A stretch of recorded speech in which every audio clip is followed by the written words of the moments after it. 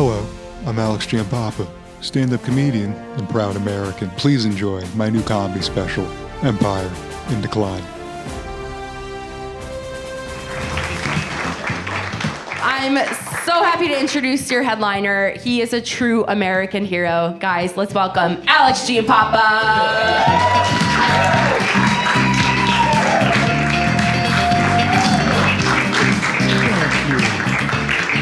Thank you very much. Thank you for coming out and supporting. I'm excited to be doing some comedy. I had kind of a frustrating day because I was trying to explain inflation to my parents. I was trying to break it down for them like the way they used to break down word problems for me.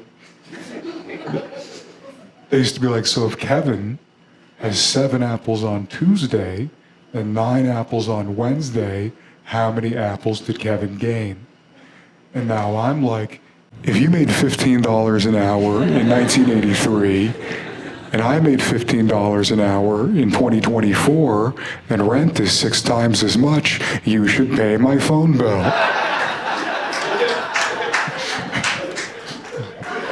I love doing that joke for a mixed age crowd, because we got people laughing and clapping, and then we got people still paying phone bills. There is a lot of generational tension between older people and younger people. I think that's because so much changed in such a short period of time. Like even basic phrasing, right? Like hookup used to mean you're gonna meet up with people and go do something. And now hookup means that you're gonna fuck them. But my mom will still be like, oh, your cousin's in town. You guys should hook up. My mom also used to tell me that if a kid at school was being mean to me, that I should tell them to take a long walk off a short pier, which is like the hottest diss in 1954.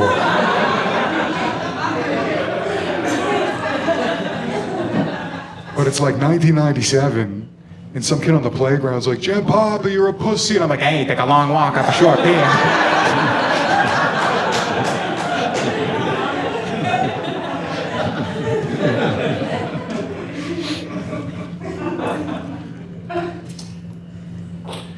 I think that generationally, we should agree not to discuss certain things in the interest of getting along. Right? Like the environment. Let's never talk about it.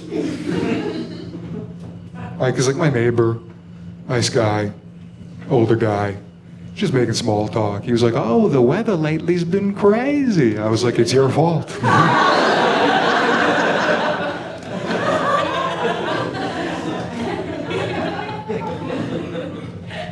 But everyone's hypocritical about their politics, right? Like the guy called me out because he caught me not recycling. He's like, oh, you're throwing out a plastic bottle. You don't believe in climate change? I had to double down, you know. I was like, actually, Larry, I'm throwing this out because I think it's too late to recycle. You don't believe in climate change enough.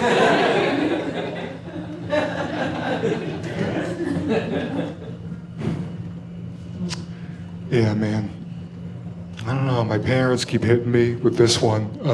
Nobody wants to work anymore. And it's like, nobody has ever wanted to work.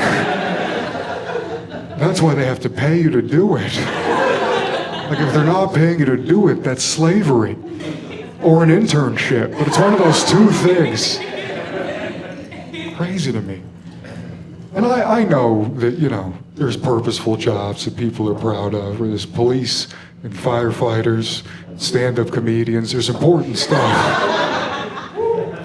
And I understand that, you know, for a long time in society, everybody had to do something in order for us to get by.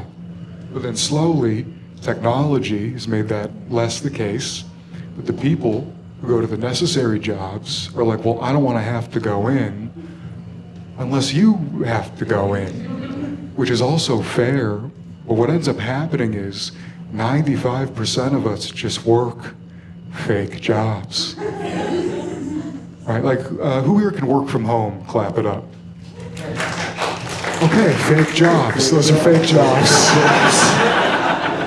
Like, don't get me wrong, it's the best kind of job to have. It's an email job. You wake up in the morning, and you're like, oh, all these emails. Like, there's jobs where if the person doesn't go in, the highway collapses. Like, there's a guy on the freeway with a jackhammer who's just drilling into the concrete for 14 hours, and you're at home. Like, oh, she's asking me this again per my last email.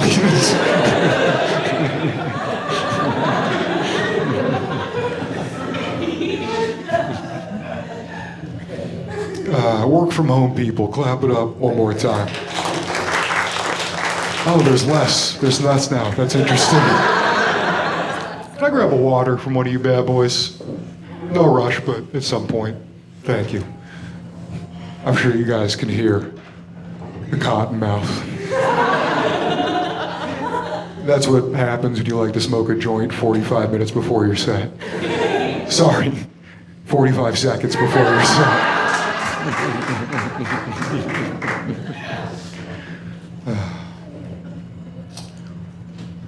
Yeah, work from home people. All right, who do we got? Clap it up one more time for me. Okay, what do you do? Paralegal. You're a paralegal? All right.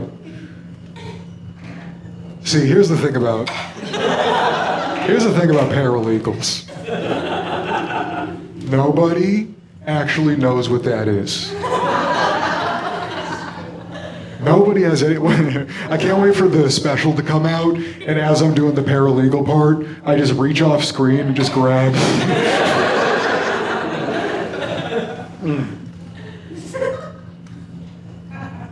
Anyway, as I was saying, nobody knows what a paralegal is. But when you're an adult, you hear paralegal and you're like, I should probably know what that is. So does anyone know what a paralegal is? What, no. She went, oh, no, I don't. Yeah. See, we're all just used to lying about it. Let's be honest here. Man, we have, like, we know it's probably illegal, like you work in a law office. Okay, right. For what? For the government. Ooh. Huh? We sue corporations. You sue corporations? All right. All right.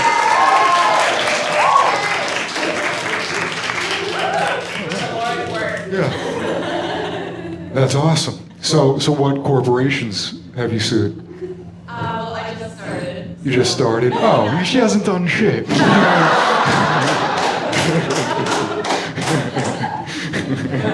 That's like being like, I'm an emergency room doctor, actually. And you're like, oh my God, so what's like the craziest thing you've seen? It's like, well, I start Tuesday.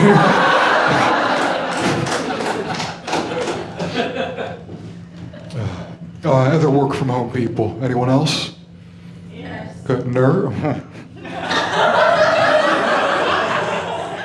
You should be going in.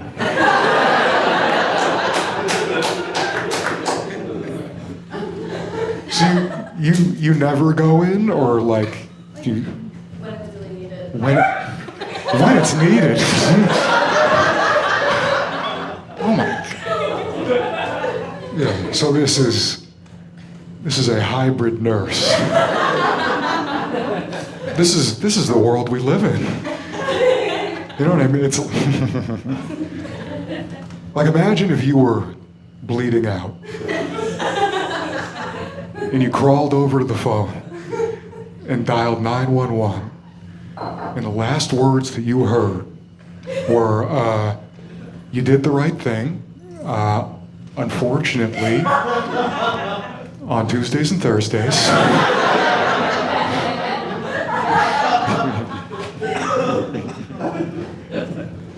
Any more work from home, folks? One left and one remains. That's so weird. There were 30, and then I did crowd work for 2, and then there was 1. That was amazing. What do you do? I'm a financial analyst. You're a financial analyst? Fakest fucking job there is, baby. It's amazing. Here's what she does, is like, all these people running all these companies, it's a bunch of, no offense, a bunch of fucking boomers. They got no idea what's going on. They're like, we need to bring in a financial analyst, and they hand her a bunch of numbers, and then she punches it into a spreadsheet. It takes her 30 seconds. Then she's like, I'm gonna bill you for 8 hours, and the boomers are like, amazing work. And then they open up the spreadsheet, and it's just a green line going up, which is good. Or it's a red line going down, which is bad. Okay, any more work from home, folks? Okay, was anyone like working from home during the pandemic and then they had to go back into the office? No, those. Okay, yeah. Was anyone working during the pandemic and then they had to go back in? Okay, those people killed themselves. Okay. If I had been working from home and I had been accustomed to it and I had to go back in, I would have showed up that first day just sweatpants, slippers, reeking of marijuana. Just like, look, man, if you're not gonna let me work from home, I'm gonna home from work.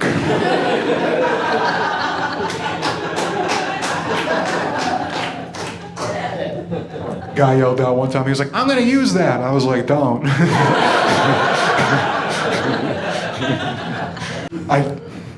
I just have to clarify. Is the arepa in the shot? No. It's not? Okay, I'm just making sure because I feel like all of the comments on YouTube are gonna be like, wow, this was funny. Also, that arepa looks great.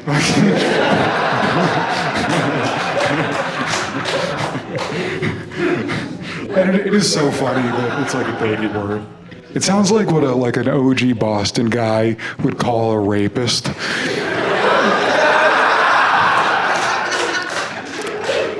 It's like, don't let that guy in. He's a raper.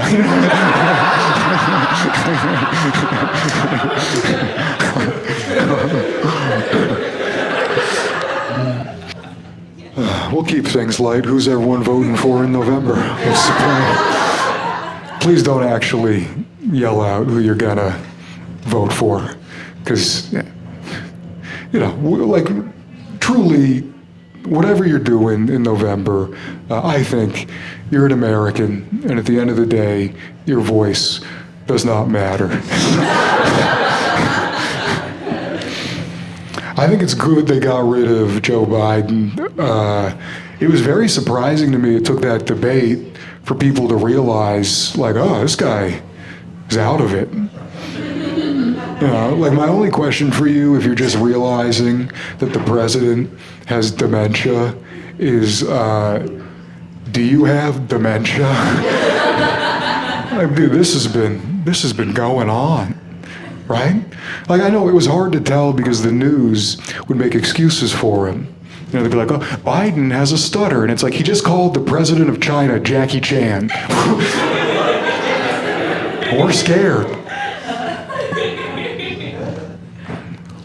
Everyone I knew, regardless of politics, 4 years ago, was like, all right, these two guys are probably too old to be president.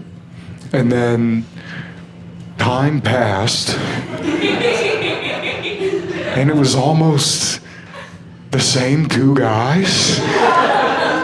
Like, dude, the election was so close to being like if you were about to break up with your boyfriend, and right as soon as you did, and got back on all the dating apps and all the dating websites, the only two other people on there were the guy you just dumped and your last ex-boyfriend.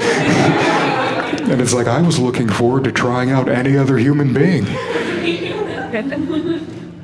It's so crazy that we're always told we have this amazing democracy that we are so lucky to take part in, but then they only realistically give us two choices.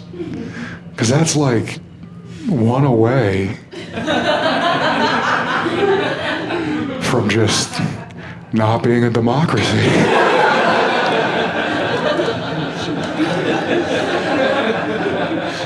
Like, it's almost like you're giving me the bare minimum amount of choices,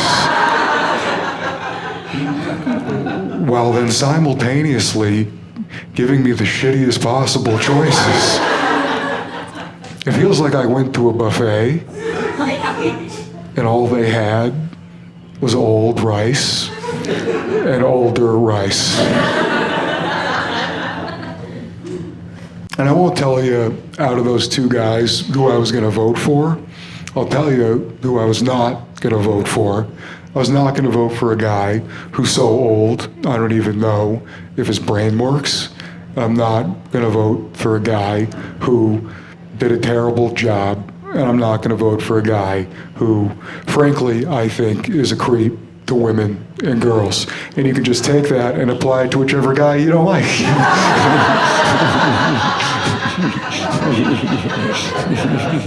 Now we got Kamala Harris. And Kamala is so interesting to me because she's a woman, and she's black, and she's Indian, and it is confusing the Republicans.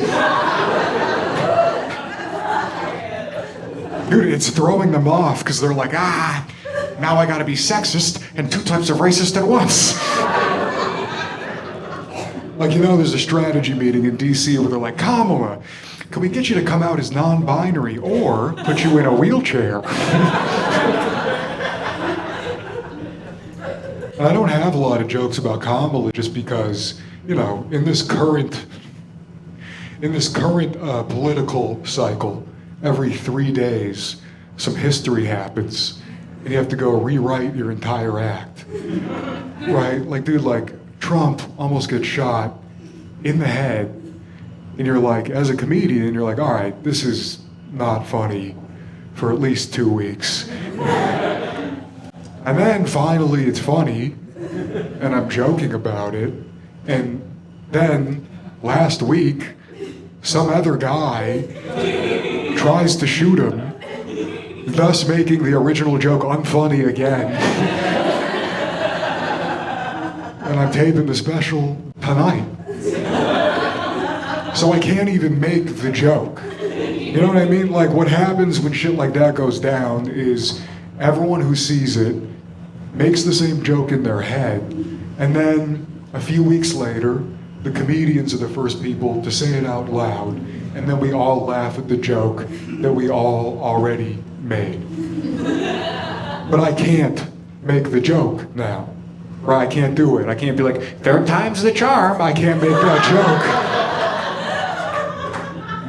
joke. It would just be unreasonable to do that joke.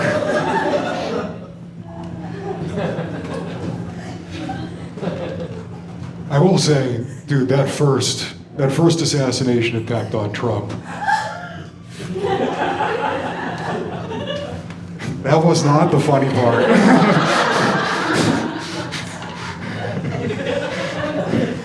Yo, this chick is number 3. I'm telling you.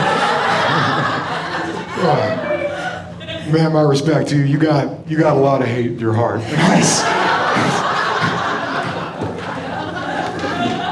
That is a true hater right there. That is Trump's Kendrick Lamar right there. That is amazing. That's cool.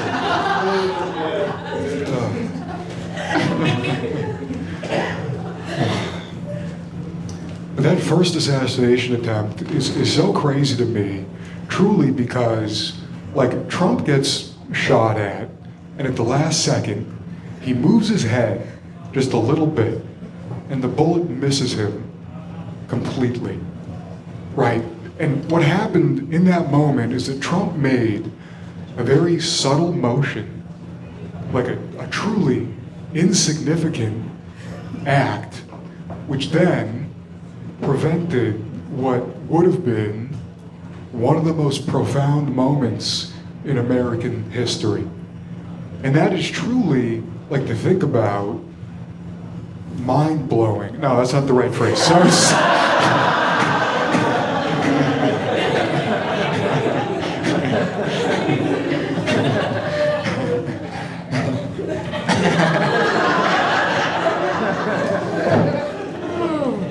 Yeah. That's the one that gets us banned from YouTube. The thing about Trump to me has always been that the people who love him and the people who hate him constantly make him out to be more than he really is. You know what I mean? Like, to me, he mostly is just an example of how the government does not understand its people, right? Because the government, when Trump started running again, tried to charge him with things that would make him unpopular. And the first thing that they charged Donald Trump with was the Stormy Daniels thing. So the government's plan was to come out to everyone in America who likes Donald Trump and say, so, your hero had sex with a blonde porn star with big fake boobs. Still think he's cool?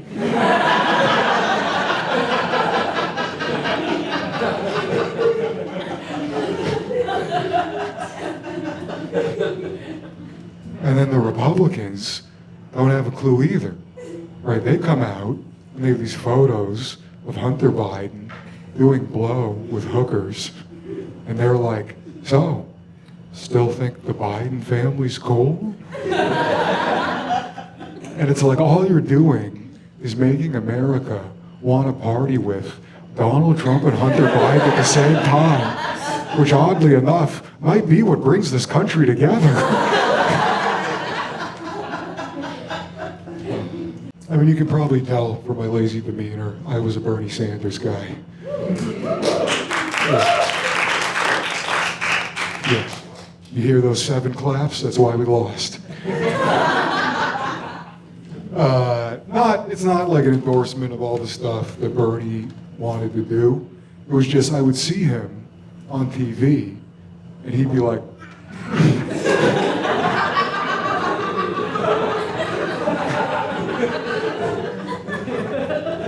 and I'd be like, that's how I feel inside. You know, it's nice to see a politician panicking for once. I remember an older guy I worked with was like, hey, you don't want Bernie. He wants to do socialism. And I had never heard that word before. And I was like, what does that mean? And he was like, it's bad. And I was like, it sounds like you also don't know what it is. And then the stimulus checks came out. And he was like, there you go. Yeah, it's socialism. And I was like, well, this is the greatest thing that's ever happened to me.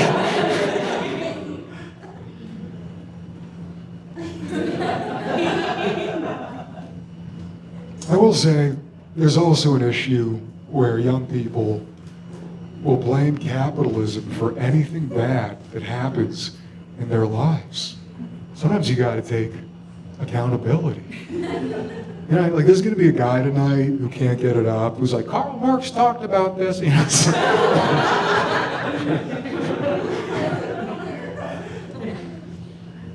I was hanging out with some people recently, and I yawned. And this girl looks at me, and she goes, that's capitalism. And I was like, what? And she was like, you have to work hours you don't want to work. So you can't sleep when you want to sleep. So you couldn't wake up as late as you wanted to wake up. So you're tired. So that's capitalism. I was like, and I then had to explain to this woman that the reason I was yawning was because I had slept for 14 hours the night before. Because I don't have a job. Like, really, what I need is a little capitalism. Well, first of all, I've had to rewrite this entire act like a bunch of times, and also I really like to improvise. So usually at this point in the show, I just say, if there's anything that I haven't discussed that you feel was insane during this little election cycle, on any side, go ahead and yell it out, and we'll fucking do it.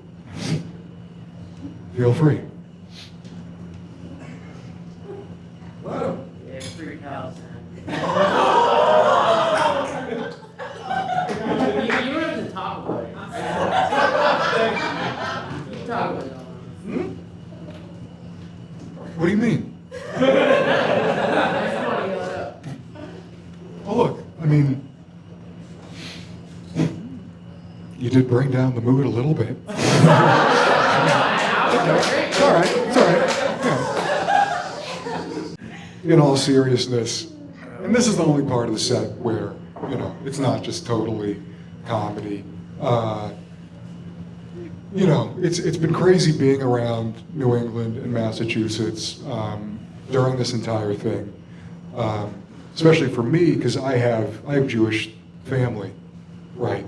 And people come up to me and they're like, "How could things have gotten so bad when it seems like for so long they were so good?"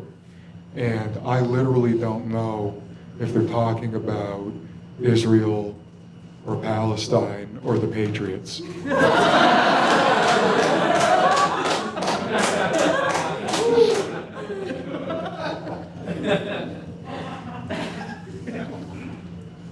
They're like, "We've lost so many men." And I'm like, "I know, Brady and Belichick."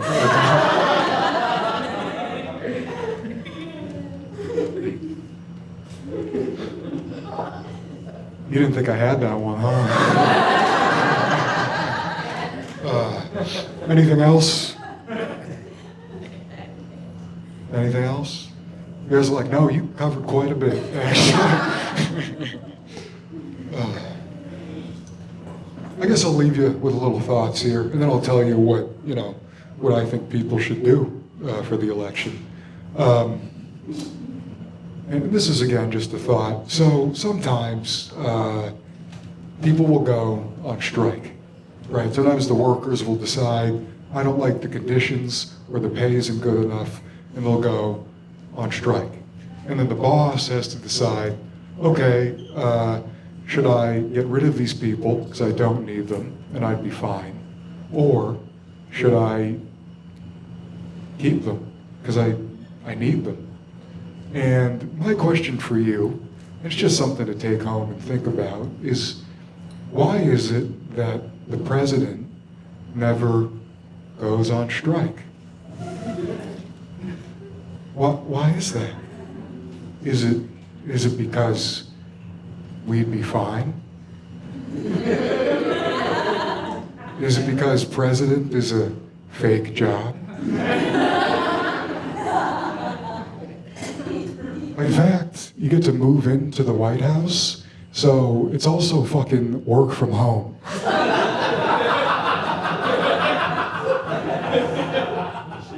Fake fucking job. What do? Everybody's like, please sign that piece of paper. And you're like, and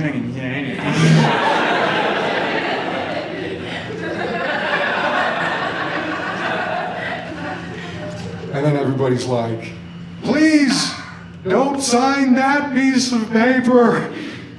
And you're like,